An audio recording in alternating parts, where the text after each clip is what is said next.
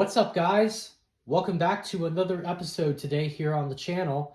And as always, welcome back to another video here on Real Chief 74. Now for today's episode, as you can see on the table here in front of me, we are going to be taking a look at another Lionel catalog for today's episode. Now I haven't really done any of these catalog videos since the middle of last year, I want to say. But due to a very high fan request by a lot of you guys out there, you all wanted this, so that's what we're going to be talking about for today's subject. Now, the catalog in question that we are going to be taking a better look at here is the 1958 Lionel Postwar Catalog, which was stamped and authorized by the Madison Hardware Corporation, as you can see on the front cover here. Now, 1958 was also a very interesting year, not only just for Lionel, but also American history in general. 1958 is when the Ford Edsel made its first appearance in the American automobile industry. Unfortunately, the Ford Edsel was a huge flop, just as another particular Lionel item, which we'll get back to a little bit later.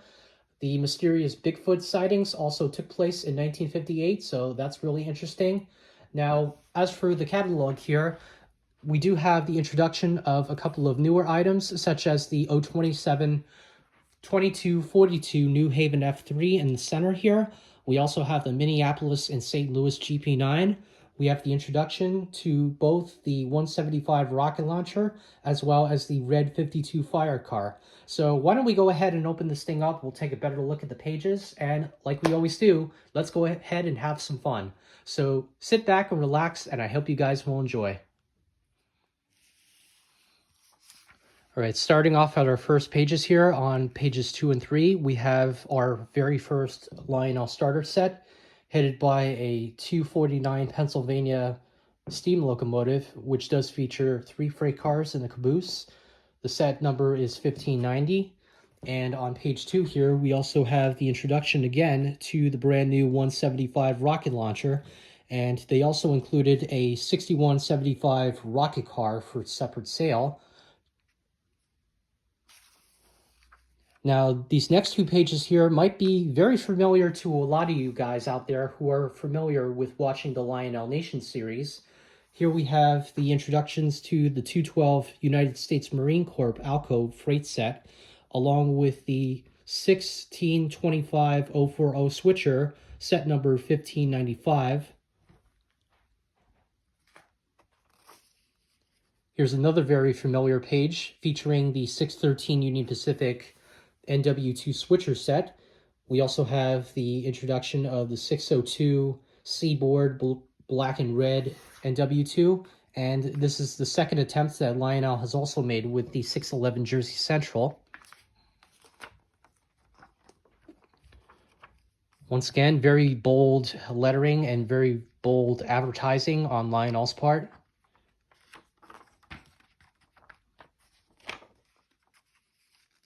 Here we have a nice set of 210 Texas Special Alcos. Here we got the Missouri Pacifics. We got the 404 Bud car. Here on these 2 pages, we have 2 more steam locomotive freight sets, including a 1603 WS headed by a black 2037. We also have the second attempt that Lionel made with the Girls Train set. Once again, this is a set that includes a pink painted locomotive with an assortment of lilac and pastel type colored rolling stock. Once again, wasn't really popular when it came out, but today, over, I want to say the past couple of decades, the Girls Train has really become a really fan favorite collector's item, which is really difficult to track down. Even when there's a counterfeit, it's very easy to fake one of these, so buyer beware. Next up here, we got a blurry image of the introduction of the 2337 Wabash. We also have a 216 Alcove passenger set. Here's a nice assortment of blue and yellow Santa Fe Alcos. Again, a really nice looking consist of rolling stock. We got the 55 Tijector. We got the 68 inspection car. We got the fire car once again, and we also have the non-operating 365 dispatching station. Here's another blurry image featuring the introduction of the 209 New Haven passenger set. We got another 2037 down at the bottom here. We got the operating billboard, or the, not the billboard, the, whatchamacallit, the 394 operating dispatching board. That's what it is. Here we have the Bud cars again, 2502W, which does feature 400, 50, 2559, and 2550. Once again, the only one that was missing was the 404, which is really difficult to track down today. Here we have the GP9, once again, in the Minneapolis and St. Louis paint scheme, along with some very cool looking rolling stock. They also offered the 56 MSNL yard switcher for separate sale, along with the track clean car. Here's the Junior Hudson freight set, once again. This one's a 665. We got the Searchlight car, we got the Sawmill, and 1958 was also the last year that Lionel offered the 497 coaling station for sale.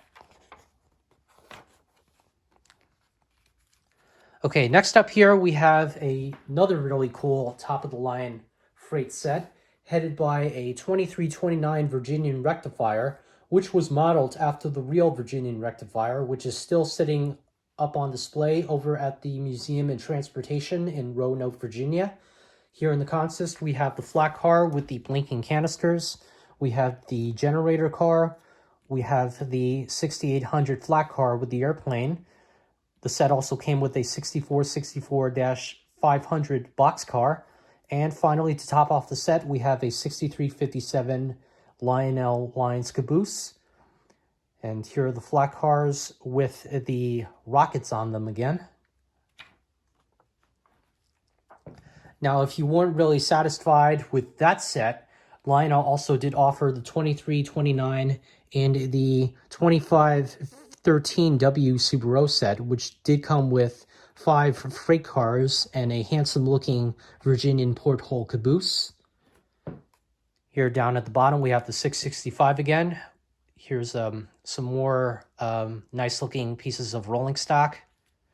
We got the auto loader, we got the Searchlight car again, and we also have the blinking canister car.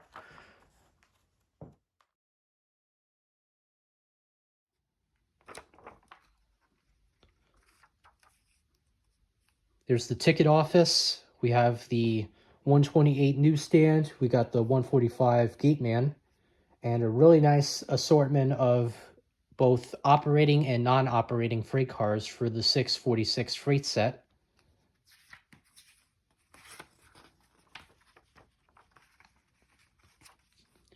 Here we have a couple of EP5s, including the 2352 Pennsylvania, which the real Pennsylvania did not have any of these locomotives in their roster, but the 2350 New Haven is modeled after the real EP5.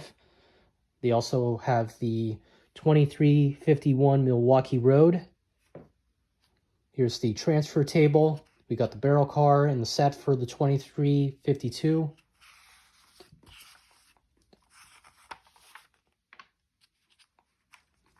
And next up, we have yet again another top-of-the-line freight set headed by the return of the handsome 2379 Denver and Rio Grande F3 and Alco. The cars in the consist are pretty much the same as what you would get with the Virginian rectifier set, but the only difference is that Lionel offered a very cool-looking Rio Grande-style caboose to go with the set. Now, the 2379 is the hardest to find in good condition, mainly due to the fact that the silver on the bottom is very delicate, and the decals would get scratched off from time to time. Now, once again, if you weren't really happy with the cars that Lionel provided with the set, they also did offer for separate sale the 6464-650 Rio Grande boxcar for separate sale.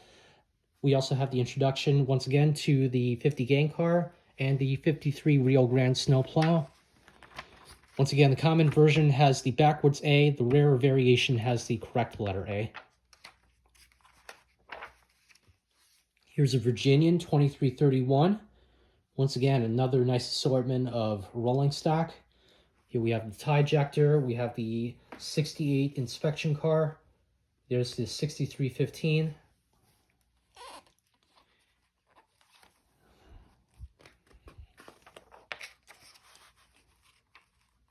Here on pages 38 and 39, we have some more Norfolk and Western 746 freight sets.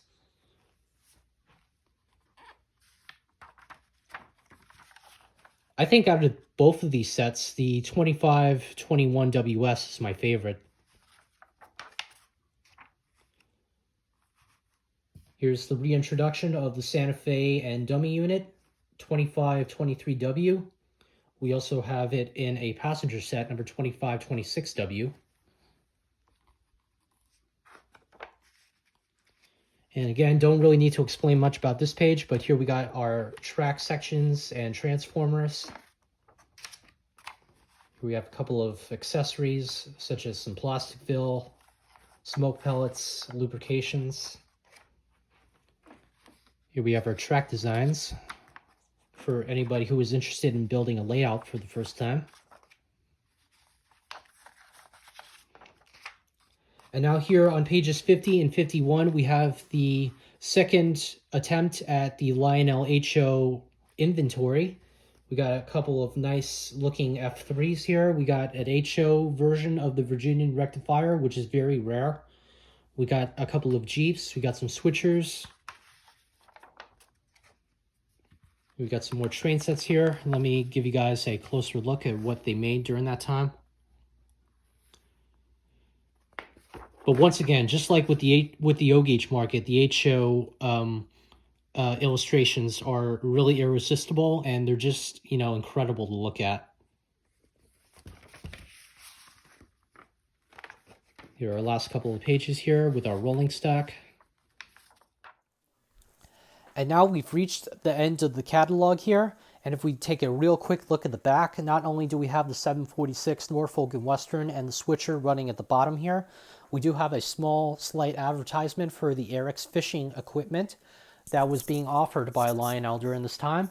So it really just goes to show you on how many newer ideas they were trying to come up with. But unfortunately, it wasn't really enough to earn them a whole lot of money during that time. And this was also the same time that Joshua Lionel Cowan decided to retire from the company. So even though it was slowly starting to become the beginning of the end for Lionel's glory days, it was not the end of the post-war era. So until then, we'll just have to wait until we can finally review the 1959 Lionel catalog. So make sure to keep an eye out for that and stay tuned. Okay, so that is the end of our look through of the 1958 Lionel catalog. And once again, I really hope that you all have enjoyed watching the video today. So like I always say here at the end, as always, my name is Mike. Be sure to like, comment, and subscribe. And don't forget to hit the bell down below to get notified on any other videos or projects that I upload here on the channel. And as a matter of fact, before we go, I do have a very special video clip that was sent to me by one of my subscribers on social media. Now, this is in regards to the Rail Chief Dramatic Light Challenge, so if you haven't sent me your videos yet, you guys got plenty of time until the end of the year. So why don't we go ahead and roll the clip as of right now. So until then, thank you all for tuning in, and I hope to see you all next time.